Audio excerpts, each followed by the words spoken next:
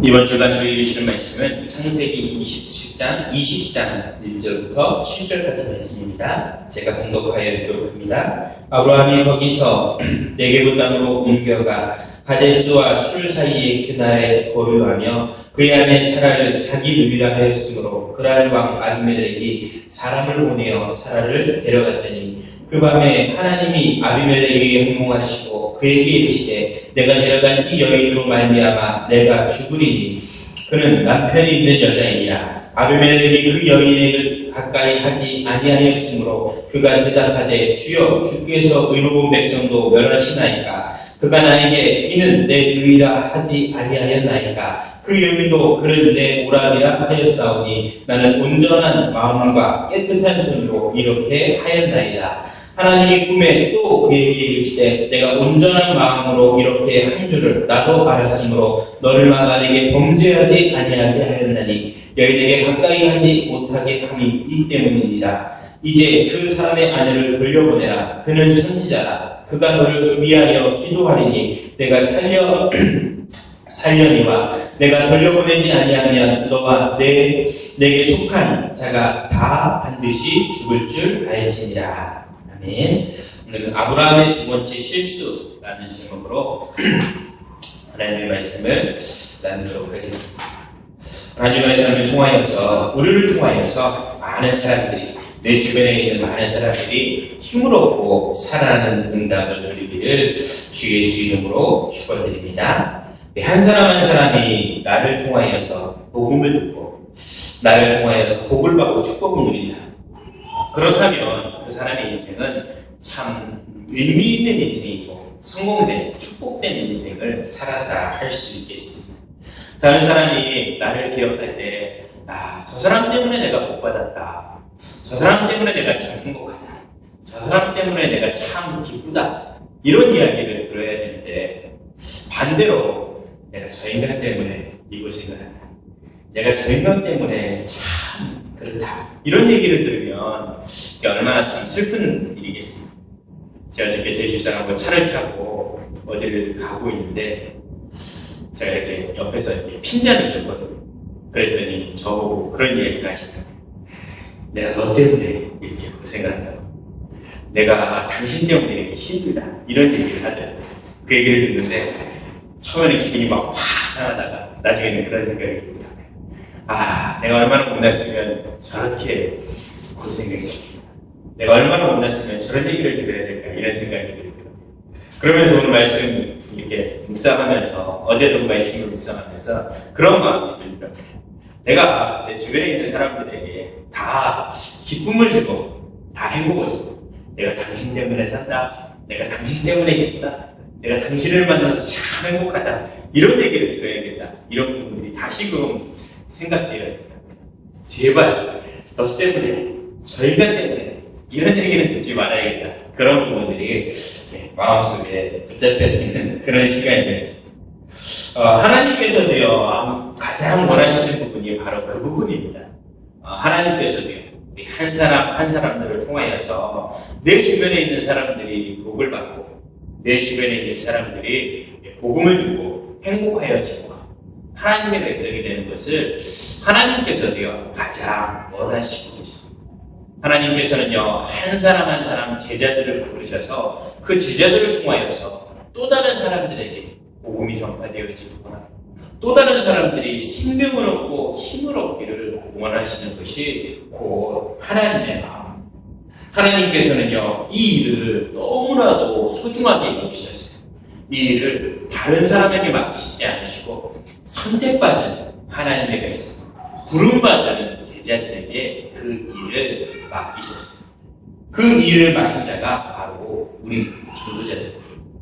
우리 좀 전에 찬송가 508장을 찬송드렸던 것처럼요 하나님께서 이 일을 얼마나 소중하게 여기시고 이 일을 얼마나 축복되게 여기시냐면 이 복음을 전하는 이 일은 천사들에게 맡기지도 않으시고 우리들에게 이 일을 맡기셔서 이 한 사람 한 사람을 살리고 이 복을 얻다는 일을 이루어가셨던 것을 믿습니다.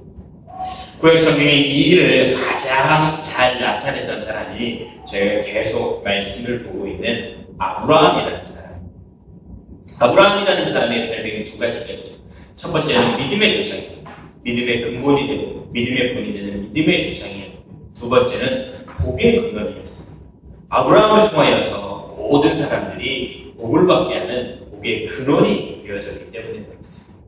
창세기 12장 말씀에 있는 것처럼, 창세기 15장 말씀에 있는 것처럼 너를 축복하는 자를 내가 복을 주고 너를 저주하는 자에게 내가 저주를 내린다 라고 이야기를 한 만큼 아브라함을 통하여서 많은 사람들이 복을 얻고 많은 사람들이 축복을 누렸던 것을, 이 사명을, 이 축복을 우리의 언약으로 붙잡고 우리도 이 축복을 누려가야겠습니다. 나 때문에 내가 만나는 모든 사람들, 나 때문에 우리 가정의 가정 가문의 모든 사람들, 모든 친척들, 나 때문에 우리 자녀들, 나 때문에 우리 교회 함께 예배하는 모든 성도들이 복을 얻고 참된 언약을 누려가는 이러한 복의 근원의 축복을 누리기를 다시 한번 주의 이름으로 부탁드리고 축원드리겠습니다. 그런데요, 사람이 이렇게 복을 누리게 변화시키고 변화되어지는 것이 쉬운 일은 아닌 것 같습니다.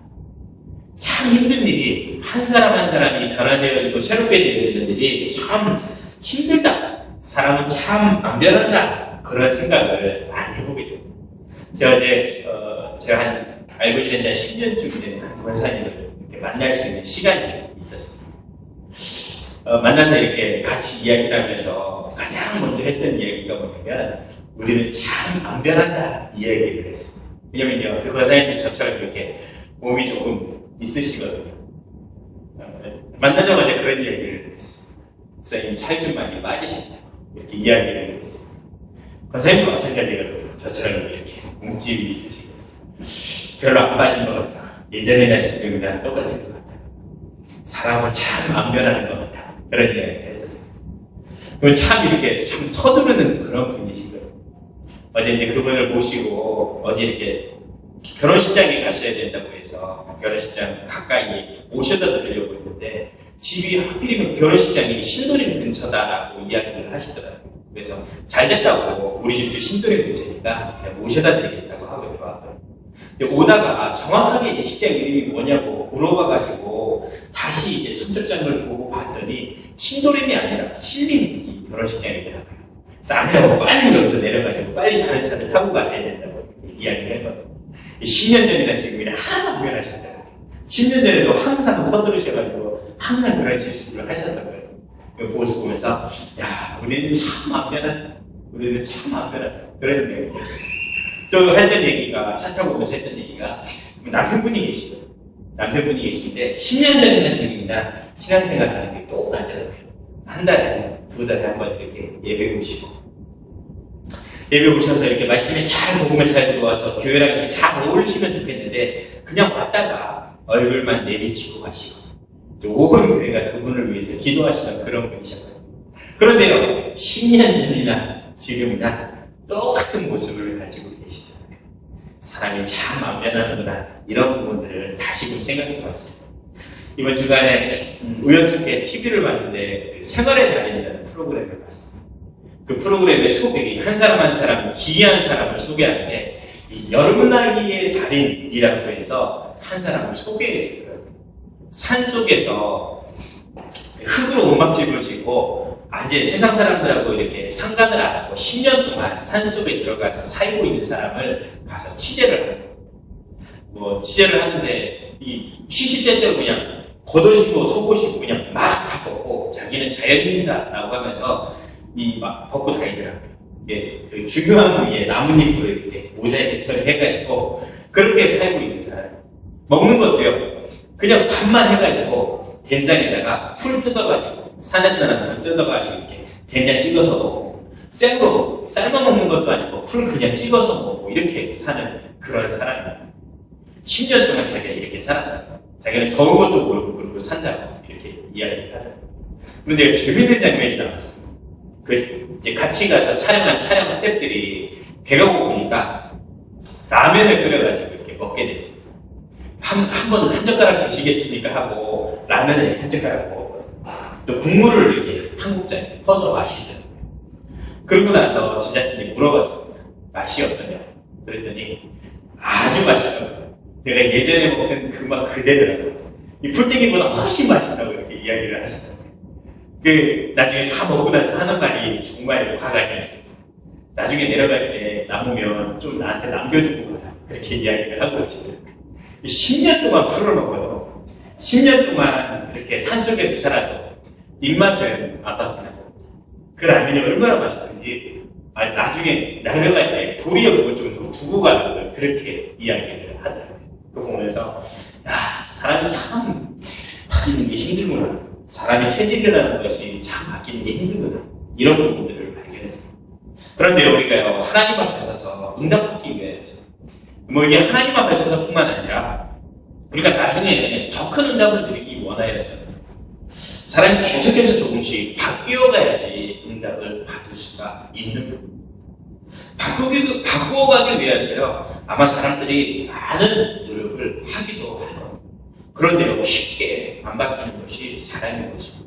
특별히 우리가 어렸을 때 가지고 있었던 생각, 어렸을 때 뿌리 내려졌던 상처, 이러한 부분들, 각인되어진 부분들은요, 쉽게 바뀌지 않는 것을 보게 됩니다.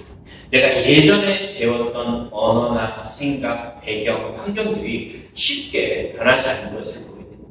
저는 어렸을 때 이 나무에 올라가서 한번 떨어진 적이 있어요. 그때부터 제게요, 이 고소공포증이 생겼습니다. 그래서 저는 높은 데 올라가지를 못합니다. 높은 데 올라가면 가슴이 탁 막히고 숨을 못 쉬는 그런 상황에 빠지고, 이 엘리베이터를 타고 한 5층, 10층에 올라간다. 그러면요, 너무 무서워가지고, 이 다리가 막 떨려가지고, 이러고 가만히 이러고 막 있어요. 어렸을 때 받았던 그 상처가 쉽게 변화되지 않지 않더라고요. 얼마나 창피한지, 엘리베이터 타고 올라갈 때, 케이블카를 한번 타고 올라갈 때, 얼마나 무서운지.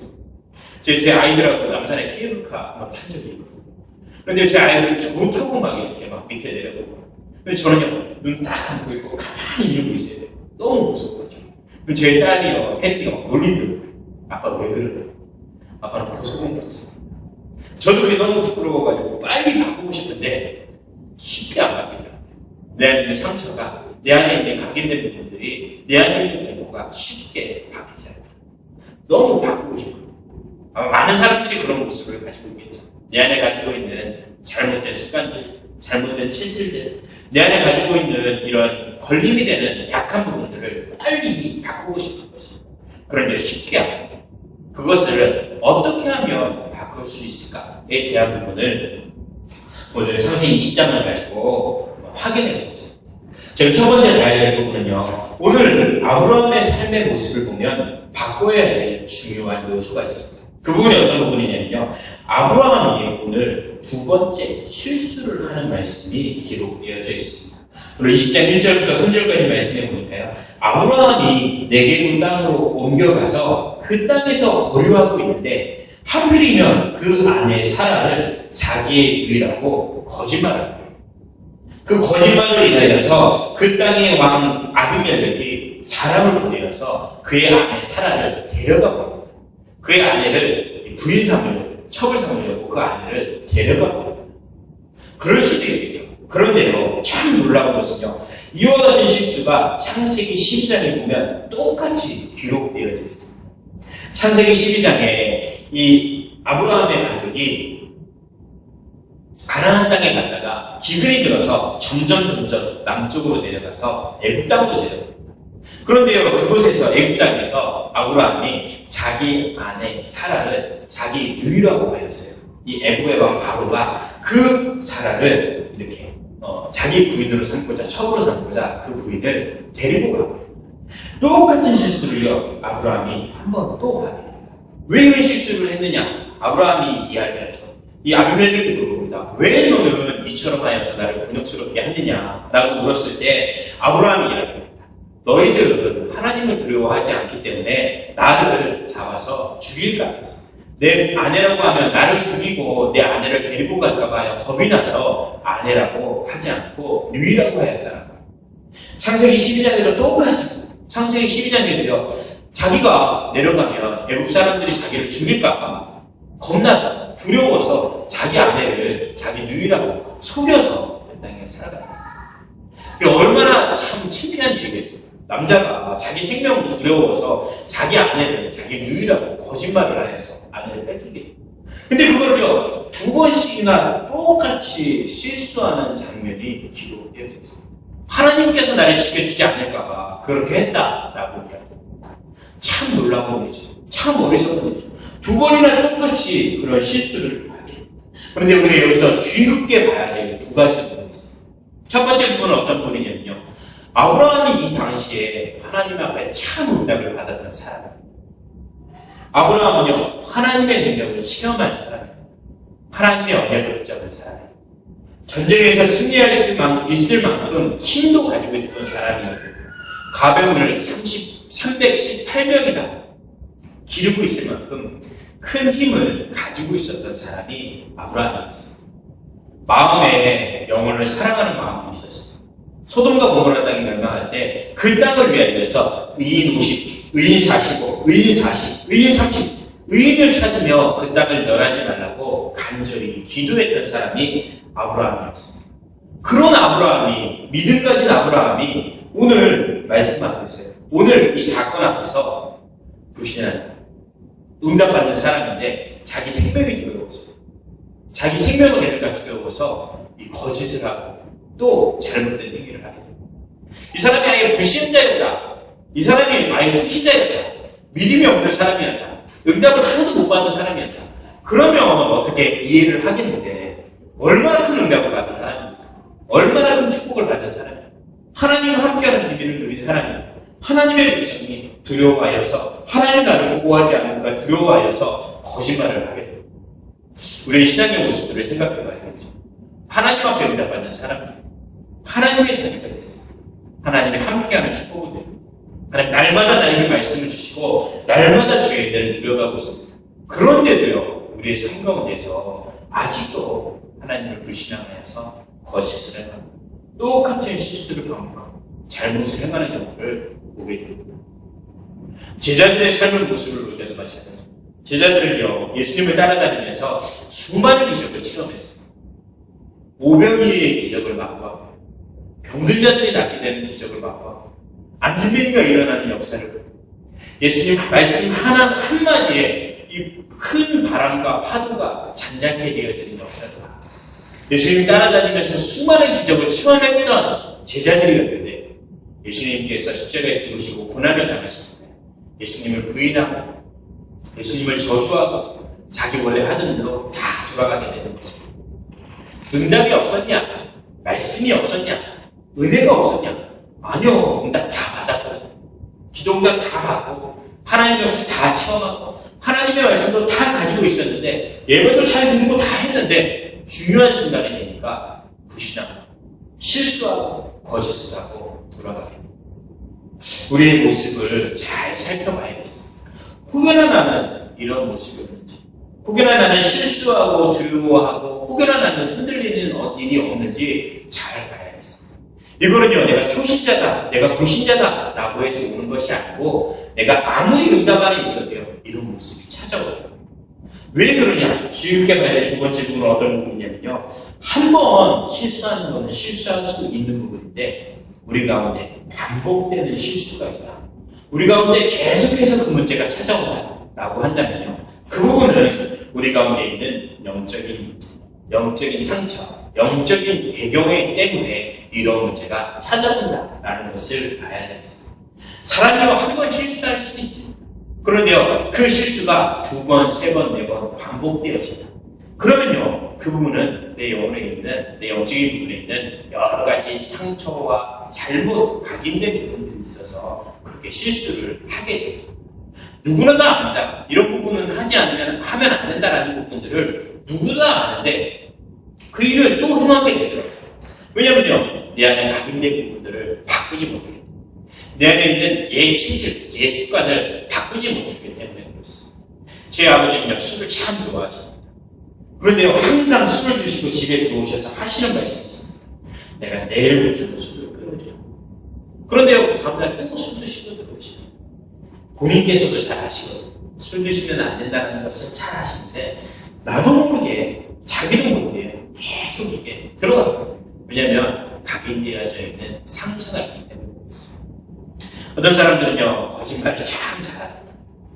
사람 앞에서 거짓말을 해서 반복되는 거짓말로 인해서 큰 곤혹을 겪게 됩니다. 그런데도요, 또 나아가서 거짓말을 합니다. 우리 옛날 동화 중에 양치기 소년 그 얘기 있죠.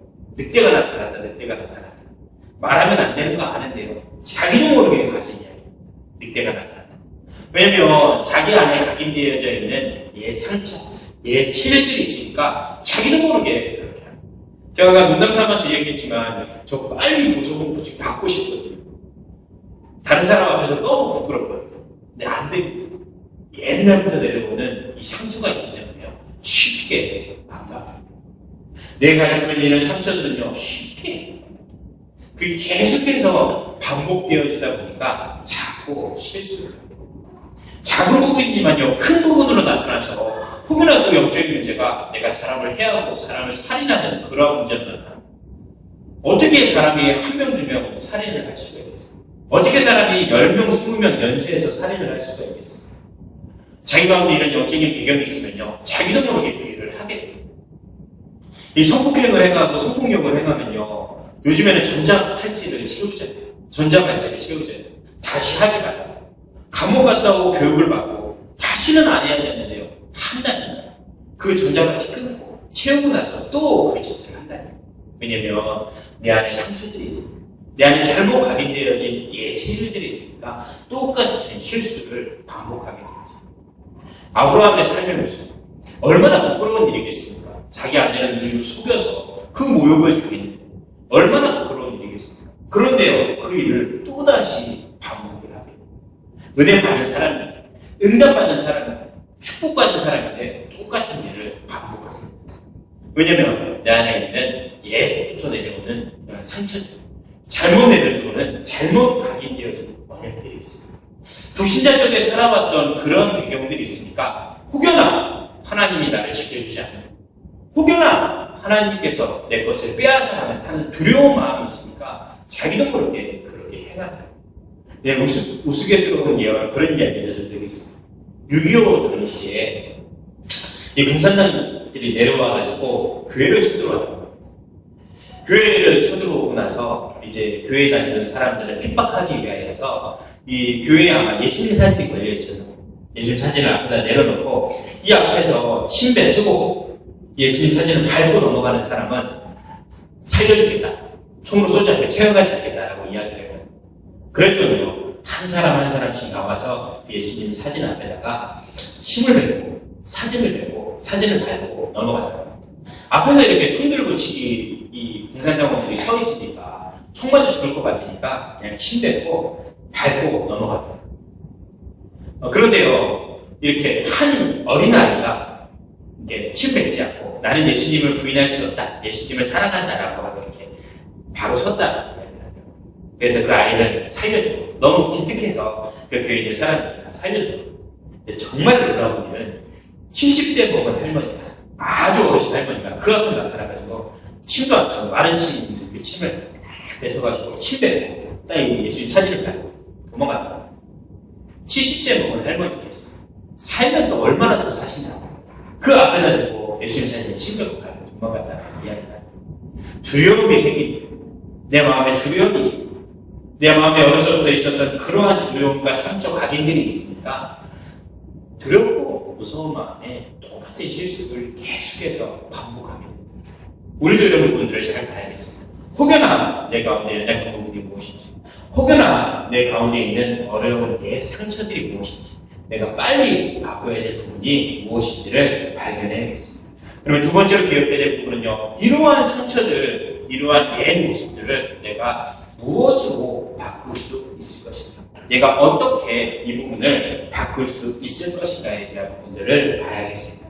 오늘 말씀해 보니까요, 이러한 실수를 하나님께서 응답으로 바꾸셨습니다. 실수를 응답으로 바꾸시는 하나님의 역사를 바꿔야겠습니다. 이 부분은요, 사람을 바꾸는 부분은요, 사람의 힘으로 할 수가 없습니다. 하나님의 힘으로, 하나님의 능력으로만 사람을 바꿀 수가 있습니다.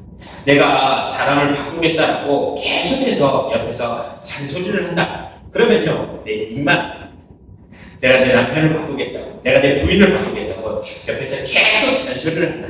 그러면 부부싸움만 납니다. 제가 어제 제 집사람한테 막 뭐라고 그랬거든요. 그랬더니 저한테 그런 얘기가 저는 내가 이 인간 때문에 못하는 게 안 하는 일 내가 너 때문에 막 이런 이야기를 하는 자꾸 이렇게 옆에서 잔소리를 하니까요 부부싸움만 나더라고요. 자녀들에게요 계속해서 잔소리를 한다. 그러면요 괜히 감정만 상하더라고요. 이거 이렇게 해라 저거 이렇게 해라 이거 이렇게 해라 저거 저렇게 해라. 그게 자꾸 얘기하니까요 나는 안 좋아하고 엄마만 좋아하더라고요. 자꾸 감정만 상하는 일만 계속 생기게 됩니다. 중요한 부분은요 내가 아무리 말한다 입만 안 합니다. 하나님께서 하셔야지 그 사람이 바뀔 수가 있습니다. 하나님의 말씀이 그 사람에 들어가야지 사람이 바뀔 수가 있습니다. 우리 가운데 각 있는 것은요 10년, 20년, 30년 오래된 부분이기 때문에요 하나님의 말씀이 계속해서 그 가운데 들어가야지 그 사람이 변화되어지고 새롭게 되어지는 응답을 받을 수가 있습니다. 그래서요 내가 사람을 바꾸려고 내가 나를 바꾸려고 하지 말고요 다 내려놓고 하나님 나를 바꾸어 주십시오. 하나님 내 옛 상처를 바꾸어 주십시오. 하나님 저 사람을 바꾸어 주십시오 라고 기도하셔야 돼요. 그래야죠 하나님의 능력으로 바뀌어집니다. 어떻게 하면 바꿔줄 수 있느냐? 하나님의 말씀이 하나님의 언약이 그 가운데 담겨져야지 그 사람이 바뀌어질 수가 있습니다. 예수님을 부인하고 떠났던 제자들이 이제 바뀌어집니다. 어떻게 바뀌어졌느냐? 계속해서 사람들이 와가지고 잔소리를 해서 바뀐 게 아닙니다. 그가 어떻게 바뀌어졌냐면요. 하나님의 말씀이 그 안에 담겨져서 40일이라는 시간을 보낸 이후에 사람들이 바뀌어졌습니다. 예수님께서 그 사람을 찾아갔어요. 그런데도요, 가르침을 주었는데도요, 마태복음 28장 16절부터 20절까지 말씀해 보니까 예수님을 만난 그 사람들 중에 아직도 의심하는 사람들이 있었습니다. 저 예수님이 진짜 부활한 사람이냐? 저 예수님이 진짜 부활했느냐? 아직도 의심하는 사람들이 있었습니다. 그 사람에게 가서요, 예수님께서 40일 동안 하나님 나라의 일에 대해서 말씀을 전하였습니다. 그 말씀이 선포되어지고 난 후에 그 40일 동안 하나님의 말씀, 하나님의 언약이 제자들에게 담겨진 이후에는 제자들이 흔들리지 않고 새로운 사람으로 변화되어진 것을 보고 이 응답을 이뤄가야겠습니다. 하나님의 말씀이 담겨져야겠습니다. 그래서 내가 변화되어지고 싶다. 그러면 하나님의 말씀을 계속해서 들으십시오. 하루에 한 번씩, 하루에 두 번씩, 하루에 세 번씩 들으세요. 방송을 듣든지 메시지를 듣든지 스마트폰으로 말씀을 확인하든지 말씀을요 계속 들으시면 말씀이 내 가운데 각인되어지면서 예전에 내가 가지고 있던 이 상처들, 체질들, 고정관념들이 새롭게 변화되어지는 응답을 받을 수가 있습니다. 그래서요 사람을 변화시키고 싶으면요 그 사람에게요 하나님의 말씀을 계속해서 들려주십시오. 하나님의 말씀을 보내주십시오. 하나님의 말씀을 읽을 수 있도록 들을 수 있도록 도와주십시오. 하나님의 말씀이 들어가야지 변화되어질 수 있기 때문에 그렇습니다. 중요한 부분은요 이 부분을 포기하지 말고 계속해서 말씀 가운데, 복음 가운데, 은혜 가운데 들어올 수 있도록 포기하지 말고 계속 도와줘야 돼요. 평생을 살아오면서 내려왔던 상처이기 때문에 이 말씀이 계속해서 들어가면서 변화되어질 수 있도록 새롭게 되어질 수 있도록 포기하지 말고 도와주셔야 돼요. 포기하지 않고 말씀을 듣고 포기하지 않고 말씀을 들을 수 있도록 그래야지 말씀의 능력을 통하여서 새롭게 되어지는 응답을 받게 됩니다. 혹여나 너무 늦게 변한다. 혹여나 안 변한다. 그러면요 더 큰 그릇이라고 생각하십니다. 채워져야 될 것이 더 많기 때문에 하나님께서 더 크게 응답하시기 위하여서 하나님께서 천천히 느리게 응답을 주시는구나 라고 생각하면 됩니다.